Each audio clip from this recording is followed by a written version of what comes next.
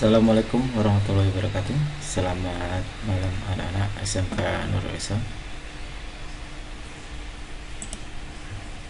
Oke, untuk materi kita tentang subscriber internet telepon, yang dimana di dalam kegiatan kita kali ini yang akan kita pelajari adalah yang pertama tentang pengertian subscribe, yang kedua tentang ADSL sendiri, yang dimana nanti ada modem ADSL itu apa, perangkat ADSL, cara penggunaan, baik kelebihan dan kekurangan, terus ditambah dengan cara kerja modem ADSL serta implementasi modem ADSL. Nah, apa itu subscriber? Subscriber teknologi penghubung dari data digital melewati kabel yang digunakan dalam jarak dekat dari jaringan telepon. Untuk kecepatan dari DSL sendiri berkisar dari 128 kbps sampai 24.000 kbps tergantung dari teknologi DSL tersebut. Nah, bagaimana dengan namanya ADSL? ADSL memiliki kepanjangan Asymmetric Digital Subscriber. Ini merupakan salah satu dari beberapa jenis digital subscriber lain atau dikenal dengan DSL.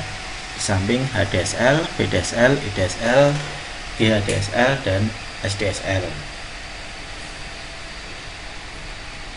DSL sendiri adalah teknologi akses internet yang dapat memungkinkan kabel tembaga yang sering disebut dengan injection teknologi atau suntikan teknologi yang dapat membantu kabel telepon biasa mengantarkan data dengan jumlah yang besar.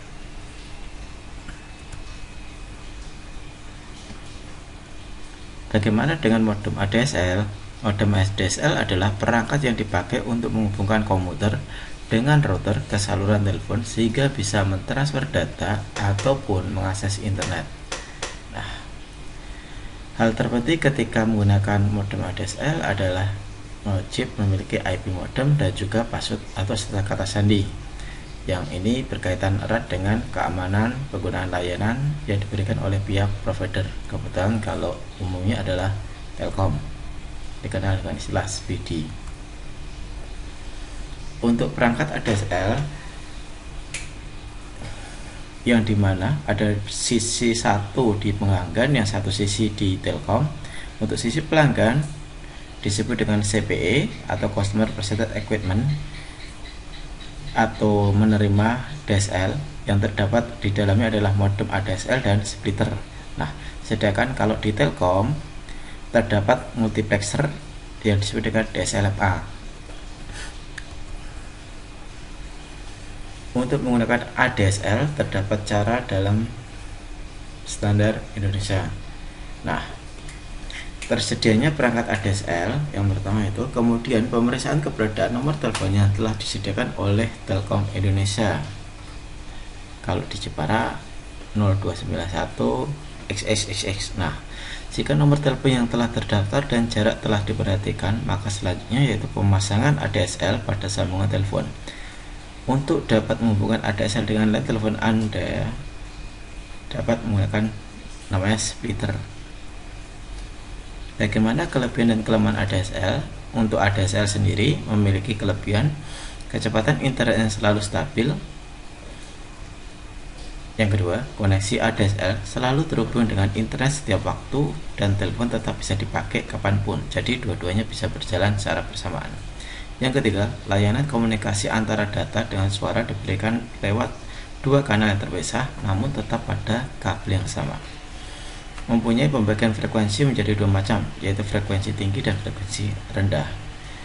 Dapat mengakses internet tanpa perlu khawatir dengan biaya yang lebih mahal. Nah, itu adalah kelebihan ADSL.